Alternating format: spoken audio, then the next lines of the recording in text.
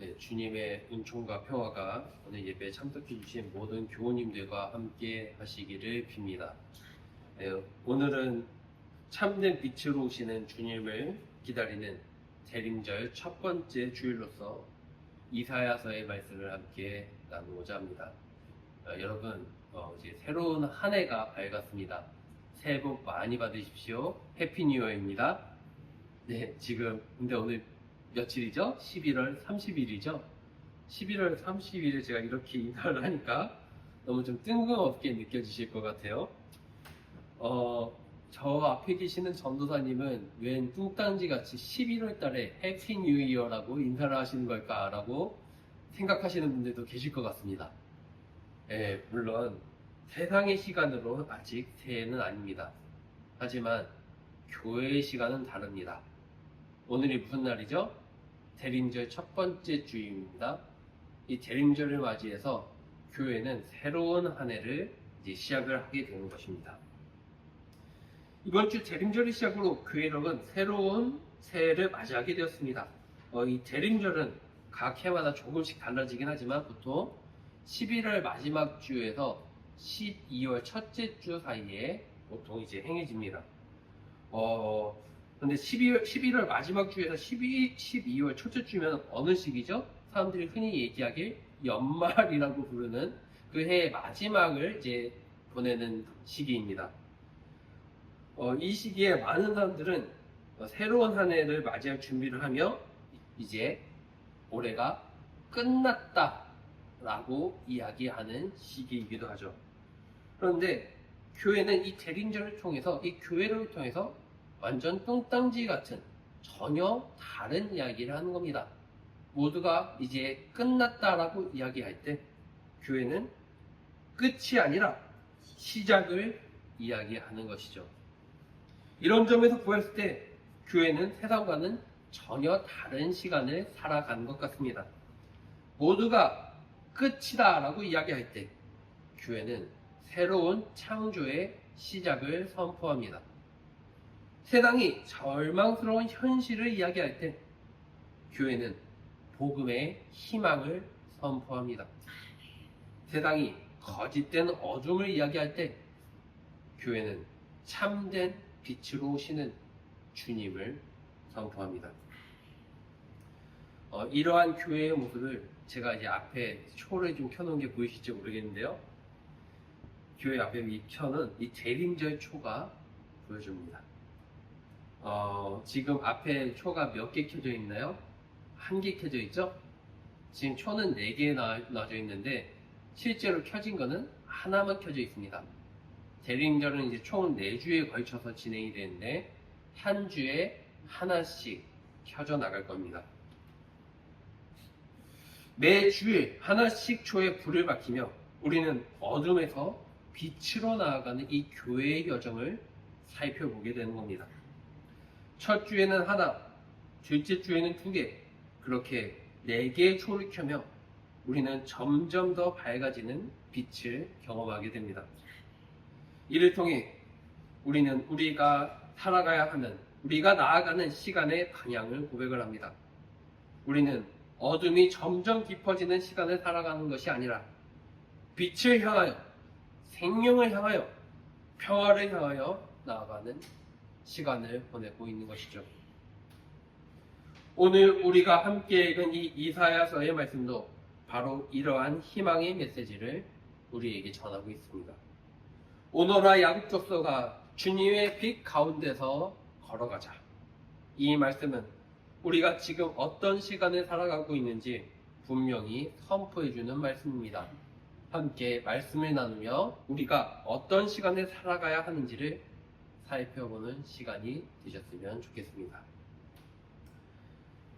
오늘 말씀의 예언자 이사야는 훗날에 일어날 일들에 대해서 우리에게 이야기합니다. 훗날에 어떠한 일이 일어나나요? 주님의 성전에 서 있는 산이 모든 산들 가운데 가장 높은 산이 되고 모든 언덕보다 더 높이 솟아서 모든 민족이 그리로 몰려올 것이라고 이사야는 이야기하죠. 그런데 여기서 한 가지 중요한 점을 제가 좀 짚고 넘어가야 되겠습니다. 우리가 함께 낭독한 성경이 이제 새 번역한 성경인데요. 여기에선 이 부분을 마지막 때라고 번역을 합니다. 그런데 이제 히브리어 성경 원어를 보면 여기가 어떻게 적혀 있냐면요. 베아하리트 하야밈이라고 적혀 있습니다. 문자 그대로 직역을 하면 나이들의 뒤에 라고 이제 직역을 할 수 있는데 저희가 좀 알아듣기 힘들죠. 나이들의 뒤에 이게 대체 무슨 말이야 싶으실 거예요. 좀 더 우리가 알아듣기 편하게 직역을 하면 훗날에라고 번역을 하는 것이 좀 더 타당합니다. 마지막 때라고 번역을 하게 되면 이것이 마치 너무나도 먼 미래에 일어날 일이어서 나와는 상관없는 일이 되어지겠죠. 역사의 정말 세상의 끝에만 일어날 특별한 일이지 오늘 나에게는 상관없는 일이 되어질 것입니다. 그러면 우리는 그저 그날을 기다리기만 하고 무언가 특별히 해야 될 일은 없는 것이 되어지겠죠. 하지만 훗날에라고 번역을 하면 이야기가 달라집니다. 이것이 단순히 먼 미래에 언제 일어날지도 모르겠는 그러한 막연한 이야기가 아니라 지금부터 시작되어 앞으로 계속될 하나님의 역사를 가르치게 되기 때문입니다. 이미 그리스도 안에서 시작되는 이 하나님 나라가 점점 더 완성을 향해 나아가는 그 시간 전체를 이야기하는 것이 이 훗날에라는 표현인 것이죠. 그렇기 때문에 이 예언은 우리에게 이렇게 이야기하는 겁니다. 내가 앞으로 할 이 이야기가 그때가 되면 너희가 아무것도 하지 않아도 저절로 짠 하고 나타날 것이다 라고 이야기하는 것이 아니라 지금부터 그 훗날을 향해 살아가라 라고 우리에게 촉구하고 있는 것이죠. 이사야 선지자가 말하는 이 환상은 당시 이스라엘 백성들에게 굉장히 희망적인 메시지였을 것입니다. 주변 강대국들의 위협 속에서 정치적 불안과 사회적 혼란 속에서 살아가던 그들에게 이 말씀은 희망의 메시지인 것이죠. 그러면 이스라엘 백성들이 느꼈던 이 희망, 이사야 선지자가 우리에게 전하는 이 희망은 어떤 희망입니까? 이사야 선지자는 민족들이 몰려왔다라는 이야기를 합니다. 시온에 몰려든 민족들은 이스라엘 백성만이 아닙니다. 이스라엘 사람들이 보기에 이방인으로 보이는 사람들도 이 시온산으로 몰려옵니다. 왜 이 이방인들이 시온산으로 몰려올까요? 그곳에 가면은 그 민족들이, 그 나라들이 군사적으로 훌륭한 나라가 될 수 있기 때문입니까? 물질적으로 풍요로운 나라가 될 수 있기 때문입니까? 오늘 말씀에 보면 그렇지 않습니다. 이 백성들이 시온산에 몰려오는 이유는 그곳에 주님의 말씀이 나오고 주님의 길이 가르쳐지기 때문입니다. 그러면 그 말씀과 율법의 내용이 무엇입니까? 시온산에서 들려오고 가르쳐주는 율법과 길이 어떠한 내용입니까? 이사야서는 그 내용을 우리에게 분명하게 이야기해 줍니다. 4절의 말씀을 제가 낭독해 드리겠습니다. 주님께서 민족들 사이에 분쟁을 판결하시고 뭇 백성 사이에 갈등을 해결하실 것이니 그들이 칼을 쳐서 보습을 만들고 창을 쳐서 낫을 만들 것이며 나라와 나라가 칼을 들고 서로를 치지 않을 것이며 다시는 군사훈련도 하지 않을 것이다. 이 모습이 우리가 소망해야 되고 기다려야 하는 주님께서 이루실 미래의 모습입니다. 참된 빛으로 오시는 그분이 이루실 새로운 창조의 모습입니다. 그것은 바로 이곳에 평화가 이루어질 것이라는 소망입니다. 칼이 보습이 되고 창이 낫이 되는 평화, 전쟁 무기가 농기구로 변하는 평화, 한 민족이 다른 민족을 거슬러 칼을 들이지 않는 평화, 다시는 전쟁을 연습하지 않는 평화, 이것이 주님께서 우리에게 주시려고 하는 평화인 것이죠. 그리고 이 평화는 특정한 민족만의 것이 아닙니다. 주님의 평화는 경계를 넘어섭니다. 주님의 평화는 우리와 그들을 나누지 않으십니다. 주님의 평화는 모든 사람의 이 평화 가운데로 초대하고 계십니다. 이것이 바로 참된 빛으로 오시는 그리스도가 이루실 새로운 창조의 모습인 것이죠. 그런데 우리가 이 가운데 한 가지 질문을 던지지 않을 수 없습니다. 시온이 모든 산 가운데 가장 높은 산이 되고 모든 민족이 그리로 몰려오는 이유가 뭐라고 얘기했었죠? 그 시온산이 특별해서인가요? 황금으로 만들어진 산이어서 사람들이 그곳에 몰려오는 건가요? 아니죠. 시온산에서 우리 주님의 율법이 나오고 주님의 길이 가르쳐지기 때문입니다. 그러면 오늘날 우리 교회의 모습은 어떻습니까? 교회가 바로 그러한 평화의 말씀, 주님의 길을 선포하고 있습니까? 좀 우리는 정직하게 고백을 해야 할 필요가 있을 것 같습니다. 때로 교회는 평화가 아니라 분열을 일으켜왔습니다.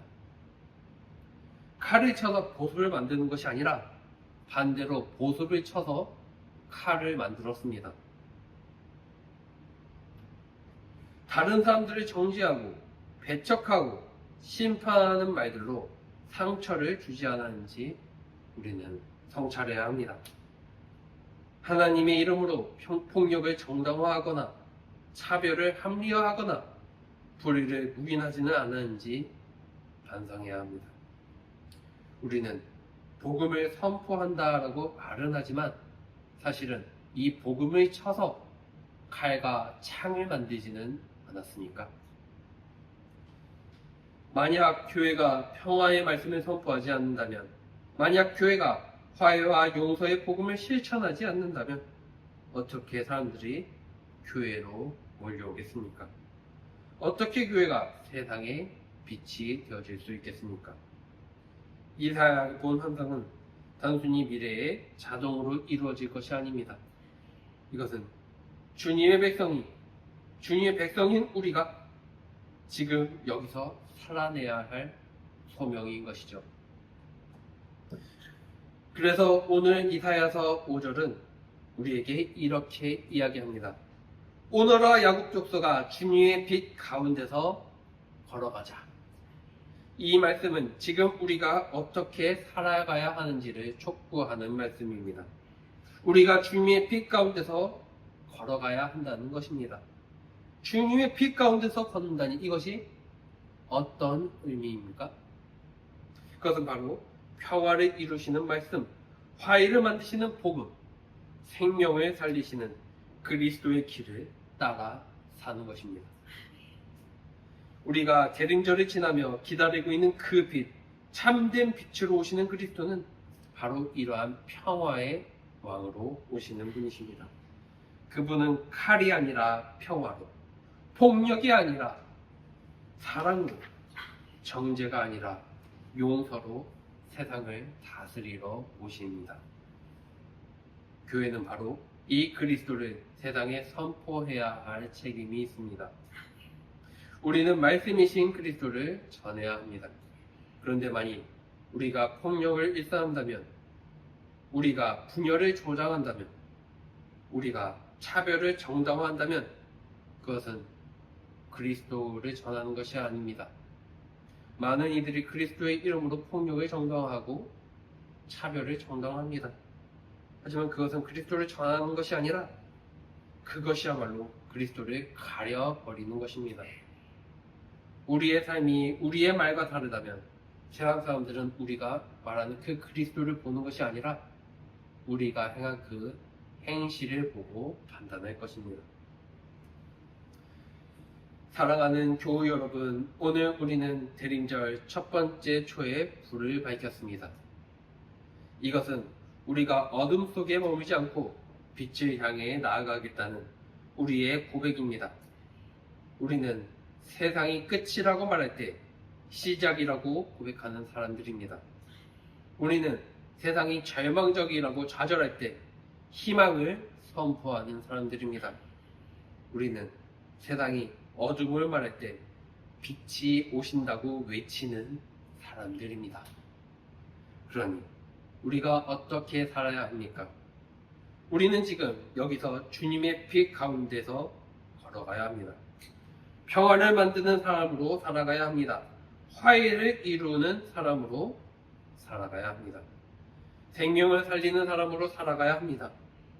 우리가 만나는 모든 사람들에게 그리스도의 사랑을 나타내는 사람으로 살아가야 합니다. 이것이 물론 쉬운 일은 아니겠죠. 참 힘들고 고단한 일일 것입니다. 세상은 여전히 칼을 높이 들고 있습니다. 폭력이 힘이다라고 가르칩니다. 약자를 짓밟는 것이 세상의 이치다라고 우리에게 속삭입니다. 그러나 우리는 이미 다른 길이 있다는 것을 압니다. 우리는 참된 빛을 이미 알고 있습니다. 그렇기에 우리는 평화의 왕을 기다립니다.